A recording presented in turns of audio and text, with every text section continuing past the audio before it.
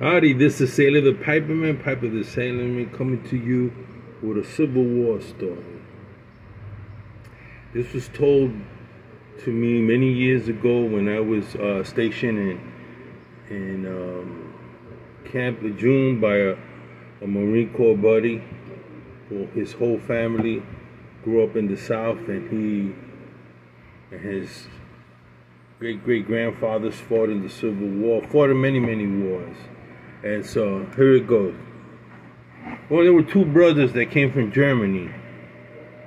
I don't know if they were Amish. One was more religious than the other.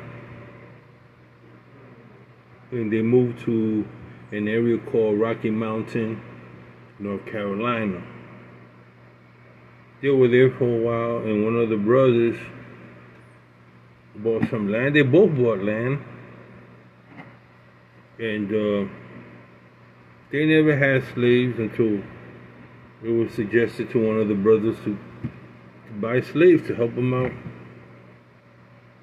And one of the other brothers really didn't like that part about the South, the mistreatment of slaves, and he was already involved in, he was a Christian man. The other brother wasn't Christian. He was Christian, and he had some abolitionist ideas, and was constantly getting his butt kicked down south for speaking out against slavery, to the point where he got shot in the shoulders.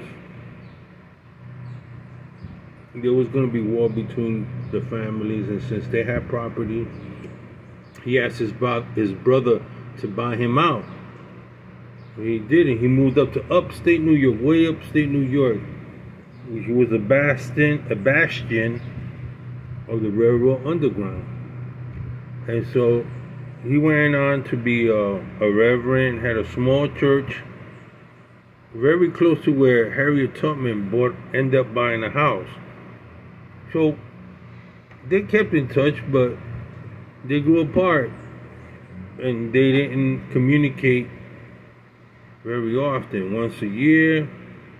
And the brother up north never visited the brother. This was way before the Civil War. We're talking around 1776, when the War of Independence. And so they both families grow up, both had children. And one of the sons in the north, one of his sons, ended up going to West Point and was a lieutenant. When the Civil War came around, he was a soldier. And in the South, the plantation owner, his brother, had a son who decided he was going to fight on the side of the Confederacy. So the war ensued. It was already a year and a half into the war, and they were both on opposing forces. And there was a river that ran through that area. I don't know, it was a ravine, a creek. It was in the backwoods. And so the Union soldiers were camped out. They had learned to fight that guerrilla style warfare that the Confederates were fighting. So they were camped out. They knew that Confederate troops were going to go cross the ravine, cross a bridge, and they were going to try to outflank the Union soldiers. So the son of the North, Baldwin, their names were Baldwin. He was Officer Baldwin, was a lieutenant, was behind a tree when all of a sudden the Confederates spotted them, and as they began crossing the creek, the Union soldiers opened fire on them.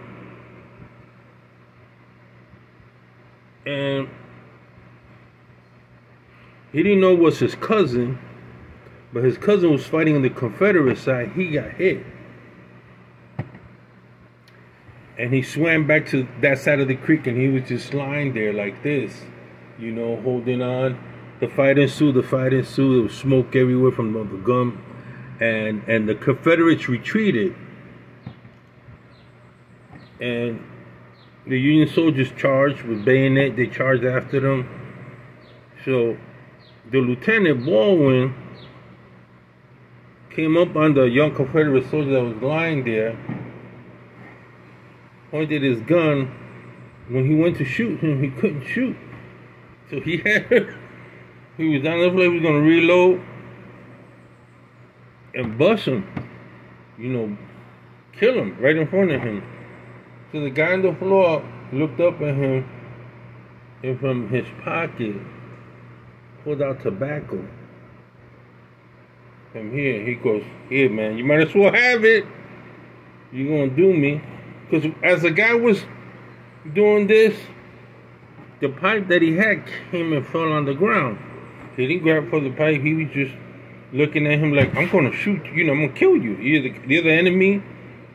You're injured, but I'm gonna kill you." Instead of bayoneting him, he decided he was gonna load up and blast. So when he went like this, his pipe, the Lieutenant Baldwin's pipe, fell on the side of the creek. And when he looked down, the kid that was down there, his cousin that he didn't know, had extended his hand with tobacco. And the guy looked at him like this. Something stopped him. And he picked up his pipe, sat down next to him looking at him. He's injured. He ain't gonna move from there. He said, "Boy, you got pipe tobacco, can't believe. I thought you were going to pull out a pistol or something." He said, "He had pipe tobacco." He goes, "You might as well have it." So the lieutenant told the kid, his cousin, he filled up his pipe, put it in his mouth, because he thought he was going to die. So he filled up his bowl, handed it to his cousin, and knowing it was his cousin, he lit up the pipe for him. So the kid was like this. The lieutenant put a pad over it, and the kid was like this, smoking from his cousin's pipe, the man that shot him. When he was lying there like this, smoking his pipe, he goes, this is a really nice pipe." And then he handed the pipe over to his cousin, his assailant, the Lieutenant Baldwin. Lieutenant Baldwin went like this. He goes, he's lying back there. He's smoking the pipe. A couple of minutes went by. He's smoking the pipe. Burned it up, filled the bowl, gave it back to the kid, lit it up again. And they just sat there looking at each other. Yeah. He says, "Where you get that tobacco?" The guy goes, my dad owns a farm." "Oh yeah, where?" "Rocky Mountain." So as they're smoking, they're holding this conversation while all the firing and the cannons are going on and people dying around them. He focusing. He goes, "What's your name, kid?" He said, "Baldwin." The lieutenant's eye opened up. "Baldwin? Rocky Mountain?" He goes, "Yeah." He goes, "And you?" The kid looked at you and says, "I'm a Baldwin. My dad is from Rocky Mountain. He moved up north. What's your dad?" The lieutenant asked, "What's your dad's name?" And told him, "Richard." "Richard? That's my uncle. That's my dad's brother." And the kid down there was like, "Well, it's kind of too late." And the lieutenant said, "If I would have known you was my kin, I would have never shot you. You best believe that I would have never shot you. If I know you was my cousin, I would have never shot you." And he goes, "Don't worry about it. it is what it is. I'm sure he didn't use that word, but it's like, well, it's done, you know. He's lying there. He took some shovel that was around him, put it around him, and he said, "You stay here.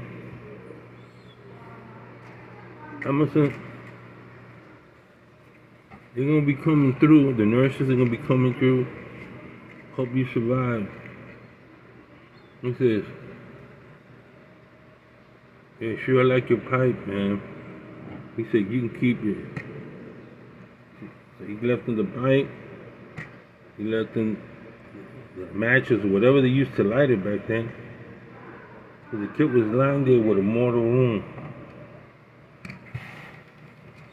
And the lieutenant had to move on with the troops. He left his cousin on the floor. That really put something on him. So when the war was over, the Lieutenant Baldwin thought he had killed his cousin. He had to move on with the troops, and what he thought was his cousin lying there smoking his pipe. He gave him his pipe. When he went home, and one of the days out in the field, he was crying bitterly, and his father came to him and said, "What's the matter, son?" He says, "I didn't know it, Dad, but I ran into my cousin in the heat of a battle crossing the river, and I shot him. And I think he's dead. I didn't know he was my dad. I wouldn't have shot him." And his dad looked at him. His dad started crying. You know what? Write a letter to his widow, to the family. Excuse yourself. He said, "I'm gonna do better than that. I'm going down there, Dad. The war damn over. Whatever help the widow needs, I'll help him. You best not tell him you shot that kid. Just tell him your family and you're coming down to help him." So Lieutenant Baldwin, on a buggy carriage, drove all the way down from upstate, a couple of farm hands, to see what the widow needed. So when he was on a road and there was a plantation of tobacco growing, and the name Baldwin from the front gate, and from the gate to where the house was, it's a huge plantation house. There was his uncle, his father's brothers, and there was somebody in a rocking chair, one arm, the right hand holding the pipe, and he was smoking it. And as he got closer, he realized that was his cousin, who he thought he left. Who he left to die. And as the buggy got closer, his cousin got up with one arm and a pipe. You know, he was still smoking the same pipe that his cousin left him, Lieutenant Baldwin left him. He goes, "There he goes, Dad. That's the man that shot me." And when he saw him like that, he goes, "That's relatives." He goes, "Yeah." He never told him who shot him. He just said Lieutenant shot him. He was standing out there, and his cousin with one arm went out there, embraced him, man. Grabbed up to him. "Good to see you, cousin. I'm glad you made it from this damn war." And he goes, I can't believe, holy Jesus, you're alive." He goes, "Well, I lost my arm. I guess they might have put a tourniquet or something on him. I lost my arm, but I still got my hand to smoke some pipe." Here. He took the pipe, gave it to the lieutenant, who was no longer lieutenant, was civilian. He put it in his mouth. You know, during all that time, that I was lying there, all I thought was good things about you. The mere fact that you're willing to give me your pipe to a dying man, I pray to God that I would always run into you. Because once I made it, and I made it back home, I kept onto this pipe, hoping one day I'd see you again. When they embraced, they cried, and they sat on the porch, and they began smoking and talking about the Civil War and what had transpired.